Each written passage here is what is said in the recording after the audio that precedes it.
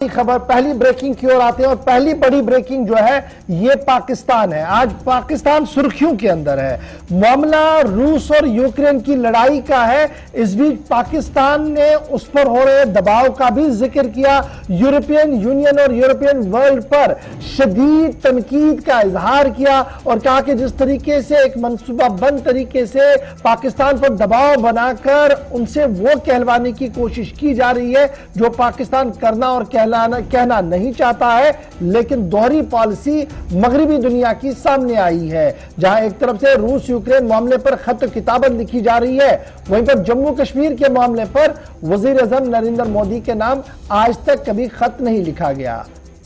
آج الزام اور رونا رویا عمران خان نے میڈیا کے سامنے۔ یہاں پر عمران خان نہیں رکے بلکہ عمران خان نے یہ بھی کہا کہ پاکستان کی اسٹریٹجیکل پالیسیاں تبدیل ہو رہی ہیں اور اسٹریٹجیکل پالیسیوں کی تبدیلی کا نتیجہ ہے کہ اب ڈکٹیشن برداشت نہیں کیا جائے گا۔ آنکھوں میں کس کی آنکھیں ڈالی جا رہی تھی اور بات بتانے کی کیا کوشش کی جا رہی تھی؟ ایک بڑا سوال، اس سوال کو ڈھونڈنے کی کوشش کریں گے حل کیا ہے اور جواب کیا ہے، مبصرین کیا کچھ کہہ رہے ہیں، ماہرین کیا کچھ کہہ رہے ہیں۔ سیدھے چلیں گے اپنے فورن ڈیسک ایڈیٹر کے پاس، رحمت کلیم میرے ساتھ اس وقت جوائن کیے ہوئے۔ رحمت، سرخیاں یوکرین اور روس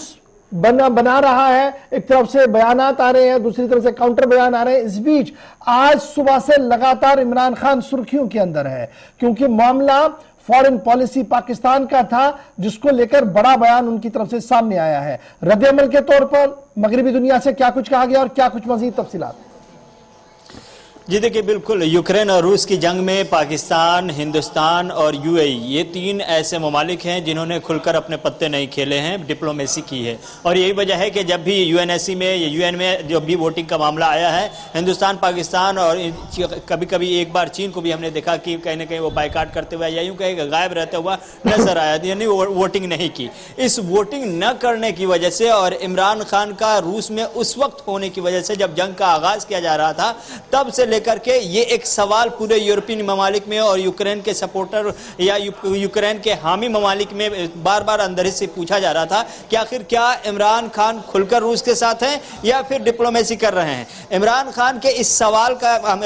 اس سوال کا جواب لینے کے لیے باضابطہ طور پر 22 ممالک نے، جو بیشتر یورپین ہیں، ان تمام ممالک کے سفیر جو پاکستان میں موجود ہیں، انہوں نے باضابطہ طور پر خط لکھا پاکستان کی سرکار کو اور پوچھا کہ آپ کیوں نہیں کنڈیم کر رہے ہیں روس کی جانب سے جو جنگ کیا جا رہا ہے، جو حملے کیے جا رہے ہیں، اور یو این ایس سی میں ووٹنگ کرنے سے کیوں کترا رہے ہیں، آپ اپنا اسٹینڈ صاف کیوں نہیں کرتے، یہ باضابطہ طور پر کہا گیا ہے۔ اور اس میں یہ بھی ڈکٹیٹ کرنے کی کوشش کی جا رہی ہے کہ آپ کو چاہیے کہ آپ روس کی اس حملے کی مذمت کریں۔ پاکستان کے پی ایم عمران خان، چونکہ انتخابی جلسہ تو تھا نہیں لیکن عوامی جلسہ ضرور تھا اور بڑی تعداد تھی، اس میں بڑے اچھے انداز میں، جس انداز میں ایک ملک کو اپنے ملک کے عوام کے سامنے باضابطہ طور پر ریپرزینٹ کرنی چاہیے تھی، اس انداز میں ریپرزینٹ کرتے ہوئے کہا کہ یہ یورپ والے ہمیں سمجھتے ہیں کہ ہم ان کے غلام ہیں، وہ جس طرح سے کہیں گے ہم اس طرح سے چلیں گے، جو وہ سوچتے ہیں ہم اس طرح سے سوچیں۔ اب ایسا نہیں ہوگا، یہ پاکستان نیا پاکستان ہے اور نئے پاکستان کی نئے خارجہ پالیسی، نئی ترجیحات ہے۔ اب اس کے پیچھے کی وجہ یہ جو بولڈ آواز اور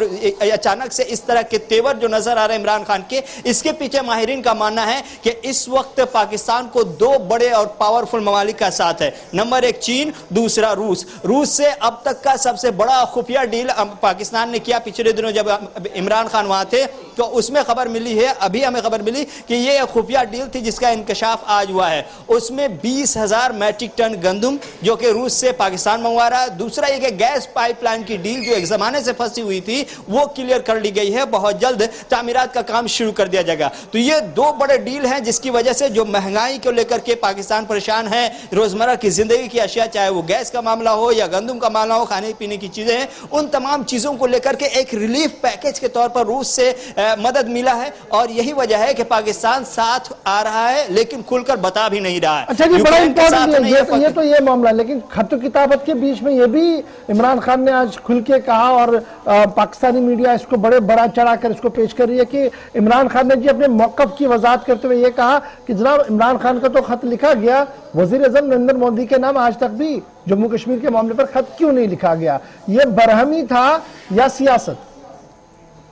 جی دیکھیں بالکل یہ عمران خان نے یوکرین کے مسئلے کے سہارے صحیح ایک بار پھر سے جموں کشمیر کے مسئلے کو بھنانے کی کوشش کی ہے۔ عمران خان ہر وہ پلیٹ فارم تلاشتے رہے ہیں جس پلیٹ فارم پر اگر جگہ نہ بھی بنے پھر بھی موقع نکال کر کے وہ جموں کشمیر کو بھنانے کی کوشش کرتے رہے ہیں۔ اس بار بھی ایسا ہی کچھ ہوا جب وہ پوچھ رہے تھے کہ یورپین یونین ہمیں سوال کر رہے ہیں، ہم سے پوچھ رہے ہیں کہ ہم روس کو لے کر کے مذمت کریں، یہ کریں وہ کریں۔ جب کشمیر میں 370 ہٹایا گیا تھا، جب وہاں پابندیاں لگائی گئی تھی، اس وقت یہ یورپین یونین کہاں تھے؟ کیا اس وقت انہوں نے وزیر اعظم نریندر مودی کو خط لکھا تھا؟ کیا اس کو کنڈیم کیا تھا؟ انہوں نے اپنے بیان میں یہ کہا کہ یہ سب ایسے لوگ ہیں جنہوں نے ہمارا استعمال کیا، یورپین ممالک ہو، نیٹو ہو، ہم نے نیٹو کا ساتھ دیا، 80,000 پاکستانی مارے گئے، لیکن ایک بار بھی شکریہ ادا نہیں کیا ان یورپین ممالک نے، چاہے وہ امریکہ ہو یا نیٹو ہو، اور انہیں ہمارا کندھا کا استعمال کیا۔ اور آج ہم سے جب یہ کہہ رہے ہیں کہ وہ کھل کر کے صاف کہیں کہ یوکرین میں جو کچھ روس کر رہا ہے وہ خلاف ہے، اس کی مذمت کرتے ہیں، ہم اس کے اشارے پر نہیں چلنے والے ہیں کیونکہ یہ میجر شفٹ ہے جی، یوکرین روس کی لڑائی نے ایک میجر شفٹ لے لیا پاکستان کی پالیٹکس کے اندر، اور آنے والے دنوں میں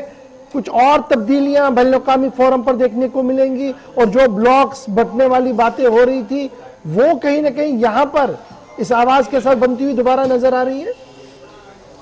جی دیکھیں بالکل اشفاق، آپ کو یاد ہوگا کہ 2 دن پہلے ہم نے ایک بات بتائی تھی کہ اب سینٹرل ایشیا کے جو ممالک ہے، چاہے وہ ہندوستان ہو، پاکستان ہو یا اور بھی دوسرے ممالک ہیں، ان نے کل تک جن ملکوں کے سہارے، جن ملکوں کی دیوار پر سر ٹیک کر کے سہارا لے رہے تھے، اب ان نے اس دیوار کو بدل دیا ہے۔ پاکستان نے امریکہ کو چھوڑ دیا ہے، اب وہ روس کے سہارے، چین کے سہارے چل رہا ہے۔ ہندوستان نے بھی کہیں نہ کہیں من بنا لیا ہے کہ ہم امریکہ کے ساتھ نہیں جائیں گے بلکہ روس کی طرف ہی جائیں گے۔ یہ وجہ ہے کہ اب سینٹرل ایشیا کی اپنی خارجہ پالیسی ہے، یہ طے کیا گیا کہ ہم ان یورپین ممالک کو جب ان کے مسائل ہوتے ہیں تو ہمیں یاد کرتے ہیں، لیکن ہمارے جب مسائل ہوتے ہیں تو یہ لوگ ہمیں یاد ہی نہیں کرتے۔ تو کیوں نہ ہم ایسا کریں کہ ہم آپسی مفادات کی ترجیحات کو ہی سب سے اول دیں اور آپس میں ہی ڈسکس کر کے آپس کے مسائل کو حل کر کے ایک دوسرے کی بھلائی کے لیے آگے بڑھیں۔ سینٹرل ایشیا کا پورا چینج ہو رہا ہے، جو روڈ میپ ہے، جو فکر ہے، جو سوچ ہے، جو منظرنامہ ہے، وہ سینٹرل ایشیا کا تبدیل ہو رہا ہے۔ اس میں پاکستان، ہندوستان دونوں بھی ہے۔ یہی وجہ ہے کہ اب یورپ کے سہارے اور امریکہ کے سہارے رہنے کے بجائے یہ آپس میں ایک دوسرے کے سہارے رہنا طے کر رہے ہیں، اور یہ آپ اسٹینڈ بائی پہ رہیے گا جناب۔